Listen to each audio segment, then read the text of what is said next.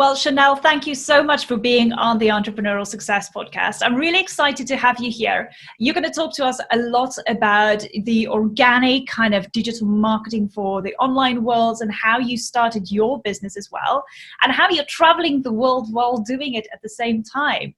But before we get to all the good stuff, why don't you just introduce yourself and tell us a little bit about what you do in particular? Hi everyone, I'm Chanel Morales and I'm known as the online business coach. So basically I help women to launch online businesses so they can travel the world with their kids.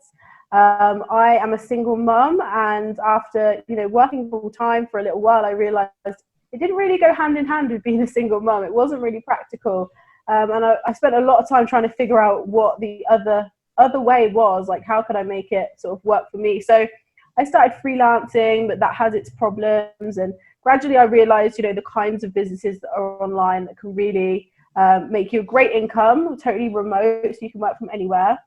And when I started sharing my story, other women just started asking me how I'd done it. So I put together my course to help women launch their own businesses. And it's really just grown from there.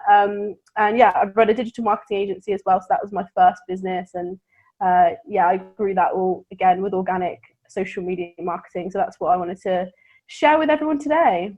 That is amazing. And thank you so much for your time as well to do that. I think one of the things that always inspires me is hearing other female entrepreneurs, hearing their success stories. Because at every point in somebody's life, there's a point where we go and we need to pivot. We've got some kind of inspiration, motivation, or just a certain push that takes us in a direction of where we're starting our business. How has that transpired for you? Where did that start, first of all, and how has that transpired to lead you to where you are now? Yeah, so I never thought that I would be an entrepreneur, to be honest. I was pretty good at school. I got good grades and I always thought I would go to uni and get a really good job. But in my gap year when I was 19, I got pregnant. So I had my daughter when I was 19, and then I took a couple of years off of education and work and stuff. Just worked part-time, went back to uni, and then I didn't graduate till I was 25. So I think for me, going into my first full-time job, age 25, 26, it was a real shock to the system. I was just like, is this what everyone's been doing all these years? Like sitting in the same office every single day. With university, it's pretty flexible. You can sort of show up when you want. If you don't go in, it doesn't really matter. So it was just a big shock for me to be, quite more mature and having my first full-time office job. And I think it was just a bad office as well. It was just full of miserable people. So I was just like, I cannot do this. So I started sort of freelancing and social media on the side. And then in the summer 2017, I got made redundant, and me and my boyfriend, who I've been with for like 3 years, we split up. And it was just like a really bad month. And I was just like, I need to do something big to get myself out of this rut. So that was when I decided to go traveling. At the time, I didn't really have any savings, and my business wasn't doing very well. It was very early stages, and I just decided that it was going to happen. I created a dream board, and I just visualized what I wanted. And then before I knew it, things started falling into place for the travel to happen. I discovered that you can travel and work in people's homes in different countries and stay with them, and you get free accommodation. So I did a lot of that at the beginning. I just sort of made it happen. And then it wasn't until really like a year later that I actually left and decided, I need to make this business thing actually start earning me some serious money. And then when I put all my energy into figuring that out, that's when things started falling into place for the business, really. It's absolutely fascinating to hear your story, because in so many ways you've had so many ups and downs, in your life already, but you didn't make it stop you from just going and doing something different.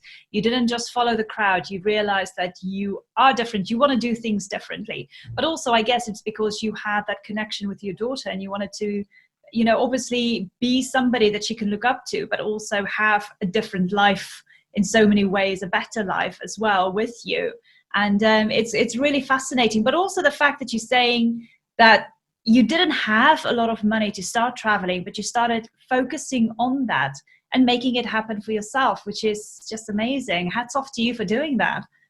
Thank you. Yeah, I mean, she really didn't get on too well being in in like after school care all the time and that kind of stuff. So that kind of, it started to affect her behavior.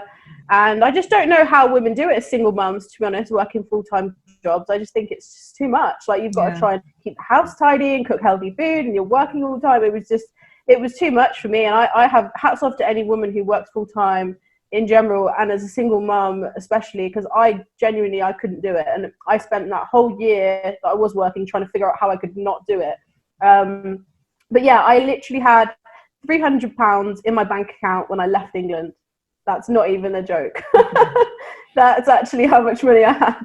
And I had 3 nights booked in Boston, and then we went across the US, and I was literally working, earning, paying for the next place, working, earning, traveling. It was crazy. And I'm so glad I did it that way, because it meant we stayed with other families, we met other people on our journey, because we had to, but they've turned out to be some of my greatest friends, and formed amazing connections around the world. And it's an experience I'll never forget. And you just don't get that from staying in hotels. Like, it just doesn't, you don't get the same thing. That's so true.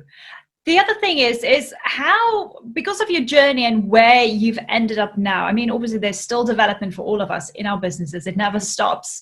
But what does your life look like now? What is your business all about now? And how is that kind of, how can I say it kind of like that little bit of excitement in you, because I can see when you're talking about what you do, you're all like bubbling up and your eyes are so, transparent and so happy and excited about everything. But what does that look like for you today? Oh, well, I'm one of those people that there's always the next level. If I'm still for 5 minutes, I get bored. So when I first started out, I was freelancing. So I was literally doing social media, and I was working for small businesses, and that's very difficult because they don't have the budget. You can't make enough impact just doing social media management really for a small business to afford you. It's not practical. So I decided to launch my agency, where I worked with a team of other freelancers. So I built a team, and I essentially just project manage now and do sales. And that worked out a lot better. It was much easier to scale. I didn't have to do the work and find the work. I could just find the work and focus on that, which made it a lot better for my time. And then, because people were asking me how to do it, I went on to launch the coaching. First of all, that was one-to-one. Then I launched the group coaching. And now at the moment, I'm just in the process of launching my membership site, which is going to be called the Online Business Success Academy. And that's going to have resources from lots of other online business experts in all other areas, as well as lots of training from me. And it's going to have virtual co-working and virtual networking and meetups around the world for other traveling nomadic families and mums and stuff.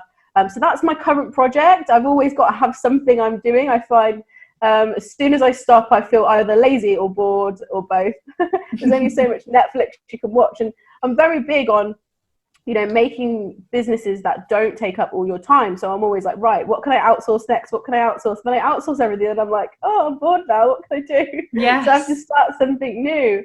But yeah, my life looks very different from when I left the UK 2 years ago. I left with £300 in my bank account, and now I did a 10k launch in September, a 20k launch in December. I'm on for a 40k launch in May. And that's not taking into account, the agency and one-to-one coaching that I do on the side as well. So yeah, it's a very different situation. I mean, now if I want to stay in nice apartments, I can stay in nice apartments. I still do stay with people quite often, just purely because it's, like I said, a better experience. It's not organic if you're just in a hotel room. You might as well just stay in your home country, just stay all at the same. So yeah, I still enjoy that, but I don't have to do the work away anymore. Yes. We do a lot of house sitting now, which is pretty cool. Oh my gosh, wow. You are a busy girl. Yeah, well, you're just looking after people's pets. So it's something I do more in the UK, because obviously if I go back to the UK, an Airbnb for 2 weeks in my hometown is £1,000. So even if I've got a lot of money, I don't really want to be spending that for like 4 months. So we do a lot of house sitting in the UK just to cut costs really. But yeah, I've got a lot more freedom now. When I first started out, it was like, what's all the free stuff to do in each city? How can we get the cheapest flights? How can we get the cheapest place to stay? Now it's more like, okay, what do we want to do? Yeah. What's worth spending money on? And that's a really nice freedom to have. Yes. Oh, I love your story. It's so fascinating and inspiring as well for so many others. This basically segues a little bit into what you want to talk with us about today, which is all about, having that organic digital marketing for an online business. I think the word here is the organic, because you started with Facebook, and you grew organically through Facebook, but you didn't pay for any ads. So talk to us about that, and what kind of strategy did you use? Yeah, so this is really crucial for anyone who wants to start a business with no money, which is what I was doing. I had no money. I did have some knowledge of social media, which is obviously very helpful. So essentially with Facebook, the issue mainly is that people want to use their business page and only their business page for their business. And that's where people are going to run into a lot of trouble, because with your business page, not only is there very, very low engagement and organic reach, around 2% of people will actually see what you post, but you aren't in control of who sees, who actually likes your page. People have to physically go, I like this page. Whereas if you use your personal profile, which is how I've grown my business, you can friend request the people that you want to know about you. You can actively go out there and grow your audience yourself. And that's what I've done over the last year. I've grown my audience by just over 3,000 people, all very much my ideal client. Yeah, so over the space of about a year, I grew my personal profile by around 3,000 people, all ideal clients, all who I'd found from a range of different groups, which I can go into more detail about how I do that if you want me to. Yes, please. Yeah, and so the first key point really is that you want to have your personal profile set up to make the best use of all the spaces available to promote your business. So for example, your Facebook banner, you want that very clear. And the first thing you want to do is make sure you know who your ideal audience is and what it is that you can do for them. So getting very clear on your niche, your ideal client, choosing an audience who you can best serve, rather than thinking that you're going to cut anyone out by niching. It's really important that you do niche down. So, I could coach anyone in online business really, but my story resonates mostly with single mums and mums who want to travel. So that's who my page speaks to, that's who my audience is. And it doesn't mean that mums that are married and men don't approach me, because they do sometimes. It just means that my content is very, very clearly targeted towards those people, and it speaks very clearly to them. So knowing who your niche is the first thing. And then tailoring your personal profile to that audience. So your banner that's on the top of your page, making sure that's very clear. Maybe send them to give them, show them what your group is or your website or something like that, or at least tell them what your course is about. And then you've got your profile picture, which you want to be your face, very close up face, not your cat or your car or your kids. And making sure that looks like somebody they'd want to accept, nice smile, all that kind of stuff. And then you've got your top headline that you can write, who you help in there, very clear. And these are all things that people will see when you friend request them. Before they've actually accepted you, they'll see this stuff. So that's why it's so important. And then you've also got like your links to your business page and your website and your other social media accounts, and your top 9 images that are static. And you can make those sort of like a mini Instagram feed. You can kind of make them pretty, or you can promote something there. So having your personal profile set up is crucial to then when you're going into groups and you are posting content in groups, people who you friend request will know that why you're friend requesting them. They'll have a good idea of why. So you want to create content in groups that's either going to educate, tell your story, or ask questions. So those are the 3 types of content you should be putting in groups, and it depends on the group and the rules, what you can get away with. Some people are quite strict. So value first, give tips on whatever it is you're supposed to be the expert in. So going into Facebook groups and giving tips on whatever it is. And then when people are engaging with that content and saying, wow, this is really useful, they might be your ideal clients. So you're going to friend request them. They're going to go to your profile, see, oh, great, this person looks interesting, and they're going to accept you, or they won't. So there's only 2 options. The other is telling your story. So I got a lot of engagement when I went into single mum travel groups and posted my story. People are like, wow, that's amazing. How did you do that? How did you start a business? And then they're your ideal clients. You're going to friend request them. And the other thing is to ask a question. And I call it fishing. So you're like throwing out some bait, and the people that are going to bite and answer the question are the ones that you want to know are going to be your ideal client.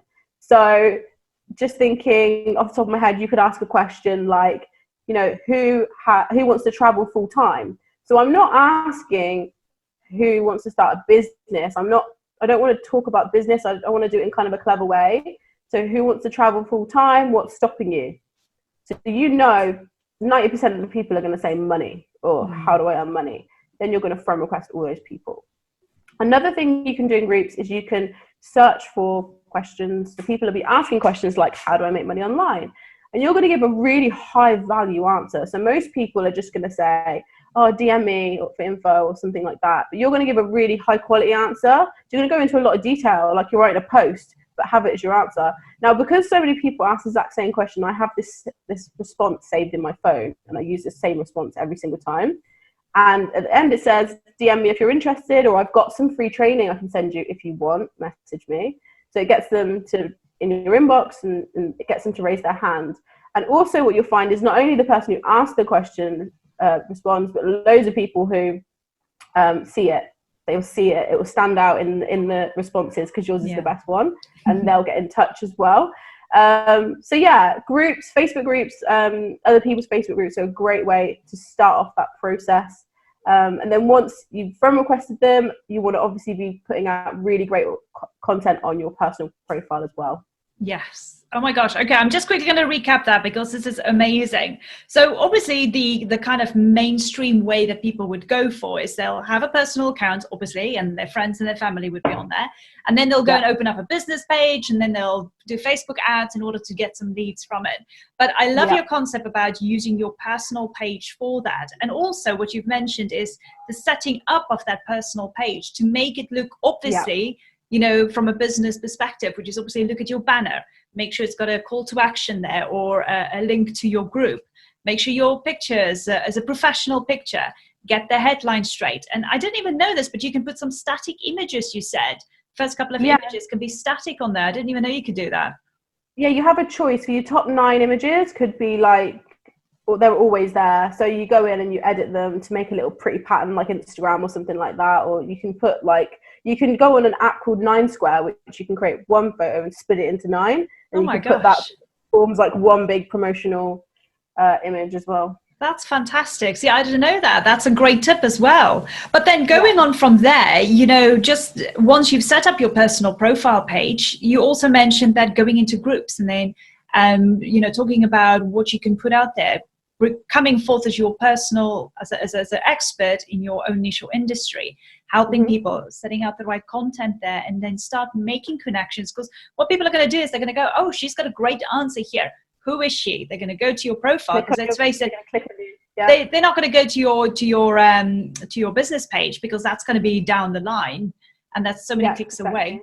People like clicking on you, seeing your personal page, and go, oh, I'll follow this person. Or even better, you can follow them. You add them to as a friend, where instead you have to wait for people on your business page to like you.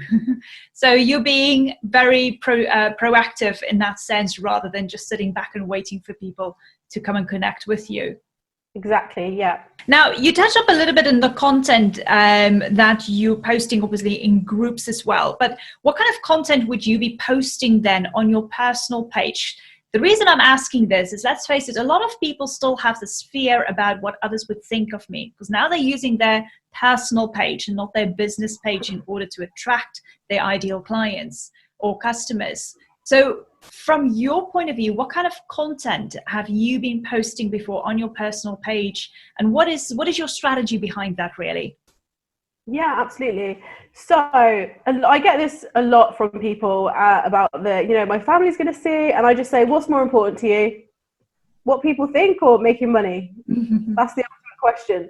What matters most? Because you can't get away from it. You could set up a new profile that goes against Facebook rules. You can get in trouble for that.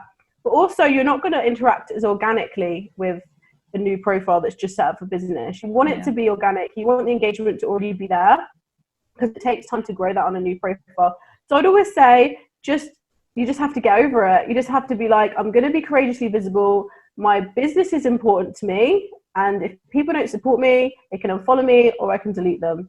Simple as that, really. So the types of content that I use on Facebook, there's 6 types of content. So there's story posts. story posts is like your backstory or just stories. You can just tell stories about things that have happened to you. So this is really going to help your audience to feel like they know you on a deeper level, resonate with your, you know, your backstory, your history. Sometimes it can just be funny. You're just getting into their minds, and they're just feeling like they know you on a deeper level. So stories are really important. Then you've got value posts. So value, where you're teaching them something, giving them tips, whatever you're the expert in. Testimonials or social proof. So people that have left you testimonials. Social proof can also be every time someone new signs up to your course, you're going to post about that. You know, tag the person who signed up or whatever. Anything nice anyone said about you, screenshot it, share that. That's testimonials. Then you've got live. Obviously, going live is absolutely crucial. People need to see your face to decide if they like you, and they need to hear your voice and see it all together. I use live also like a free webinar sort of platform. So I will post 24 hours before I'm doing a live, and I'll do a really high value live, like how to something, like very much like this. And I'll be like, how to get leads from Facebook. I'm going to go live in 24 hours about this. Who wants to know the time, or who wants to be linked up? And I'll say, like, post below a GIF or an emoji, and then loads of people are going to comment, obviously. And then when you go to do your live, you can tag them, you can add them, whatever. And then you've sort of done like a free webinar type thing. So that's really, really cool. So lives, do really high value lives, not just like I'm walking down the street and I'm kind of just talking about something, you know. Gives people real value, because that really, really works, in my opinion. The others are questions, again, asking questions, which is great to build your engagement, and sales posts. So that's when you actually tell people what you're selling. So the 6 types of posts are story post, value post, live, testimonials, questions, and sales posts. So call to action type things. So you don't want to post too often on Facebook either, because Facebook takes quite a bit of time to show people what you've posted. So people will see the same post for a 24-hour period. So if you post like 3 times a day, you're going to block out the ones that were done earlier in the day. So it's best to just post every 24 hours, which a lot of people are surprised at, because they think you have to be constantly posting, and that's not the case. It's more quality over quantity. Yeah. Posting 1 really good post a day is way better than posting 3 rubbish ones, and just letting them sit there and organically collecting more comments and engagement. And you can help that by replying to every single comment with anything, even an emoji, because Facebook then thinks that it's a very interesting post with loads of comments on it. That is amazing. Oh my gosh, that is fantastic. So I'm just quickly going to recap that. So the 6 content stories, like you mentioned, is your story. You, as the owner of the page, obviously make sure that your story is known. It could be the business sort of story as well, depending on the type of business. Yeah, absolutely. Because I just wanted to ask that question. You took the words from my mouth.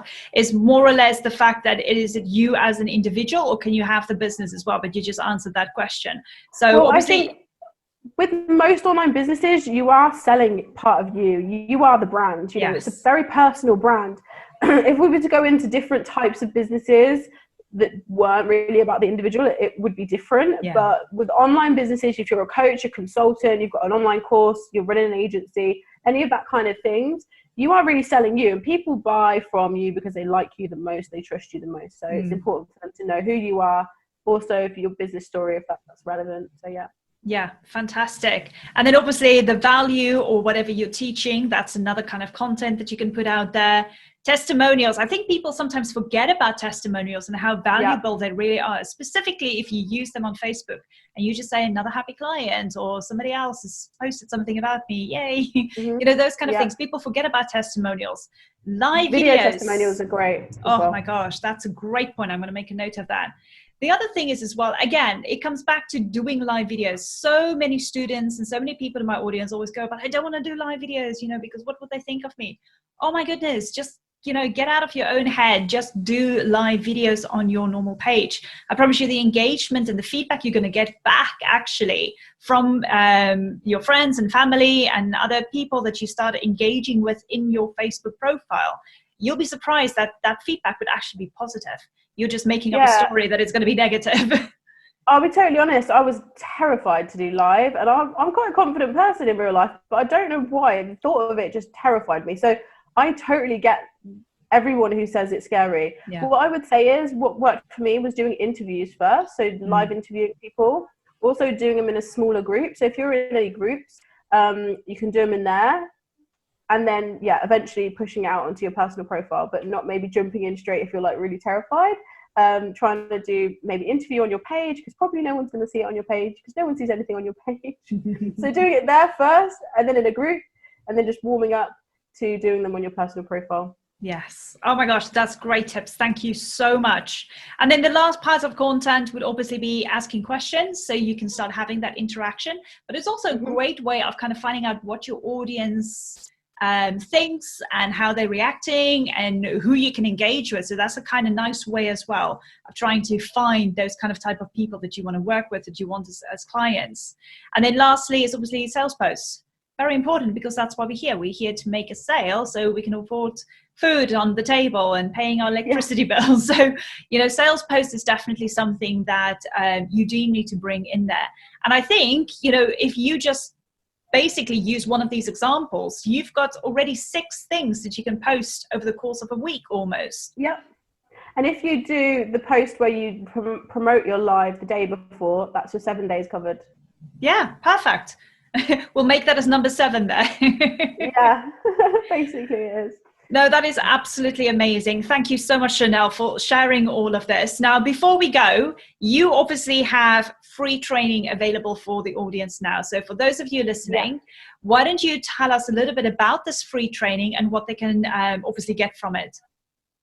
Yeah, so depending on where you're at in your business, the link is going to take you to my chatbot, which is going to basically ask you questions about whether you don't have a business yet, you're looking to get started, or if you do have a business, if you're in the early stages, if you want to grow. And then it's going to send you the training that's tailored to where you actually are at in your online business at this time. So rather than me just doing a blanket training for everyone, this is going to be specifically tailored to your needs at the time. If you do have an online business and you're interested in learning more about the lead generation on Facebook, one of the trainings for that is on there. It's a full hour of me going through the entire strategy that I've started to explain to you today. Oh my gosh, thank you so much for making that available for the audience. And what we'll do is the link to that free training will be below this video or this audio. So obviously go to my show notes, go get it there. And then also if you want to get in contact with Chanel, the links to her website will be there. So by all means, get in touch with her, and I'm sure she would love to help you out with any questions you have. And particularly if you want to know how she does it and how she travels the world while doing it. I mean, that is just a fascinating story. Thank you so much, Chanel, for sharing that with us. Is there any last tips or any last things that you would like to say to the audience? Just be yourself on social media and don't try and be, too professional. I think it's one of the things that a lot of people worry about, is they think they've got to put on a professional face, and I just say being yourself is the most important thing, because you want people to buy from you because they know, like, and trust you, really who you are. So yeah, keep it real and just enjoy yourself. Don't take it too seriously.